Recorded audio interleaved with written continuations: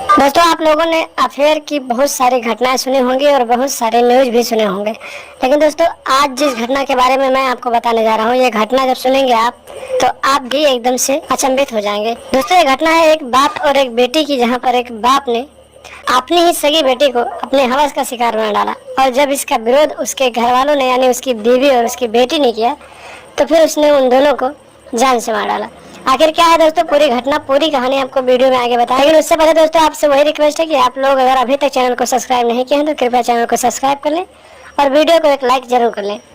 दोस्तों, यह घटना उत्तर प्रदेश का एक जिला लगता है, बलिया जिला।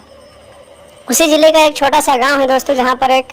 अशोक कुमार नाम का व्यक्ति रहता था। दोस्तों, अशोक कुमार अपनी पत्नी और एक बेटी के साथ वहाँ पर रहते थे। दोस्तों, अशोक कुमार एक ठरकी टाइप का इंसान था। वो किसी भी औरत को देखता था तो उसके ऊपर दिल हार जाता था और वो उसे गंदी नज़रों से देखने लगता था। दोस्तों, अशोक कुमार का ये ठरकपन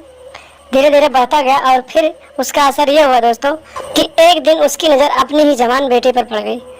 दोस्तों, जब उसकी गंदी नज़र अपनी बेटी के ऊपर पड़ी तो फिर वो अपनी बेटी के साथ ही शारीरिक संबंध बनाने के बारे में सोचने लगा। दोस्तों, कुछ दिन बीतते गए और एक दिन की बात है, रात के करीब 11:30 बज रहे थे।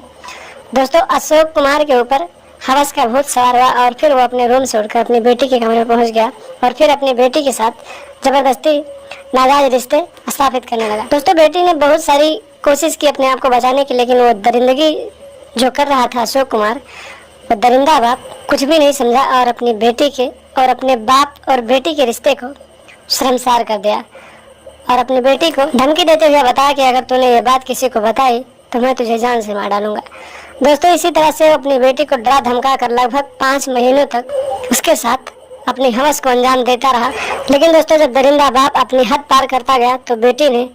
इस बात को अपनी माँ से बताया और फिर उसकी माँ ने अपने पति को समझाने की कोशिश की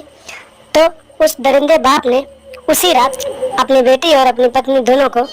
जान से मार डाला। दोस्तों, जब सुबह हुई, आसपास के लोगों को इसके बारे में जानकारी मिली तो उन्होंने इसकी सूचना पुलिस को दी और मौके पर पुलिस पहुंच गई और पुलिस ने मां और बेटी की लाश को हिरासत में लेकर कब्जे में लेकर पोस्टमार्टम के लिए भेज दिया और आगे की छानबीन करने लगी। दोस्तों, जब पुलिस वालों ने गाँव के आसपास के लोगों से पूछताछ की तो उन्होंने बताया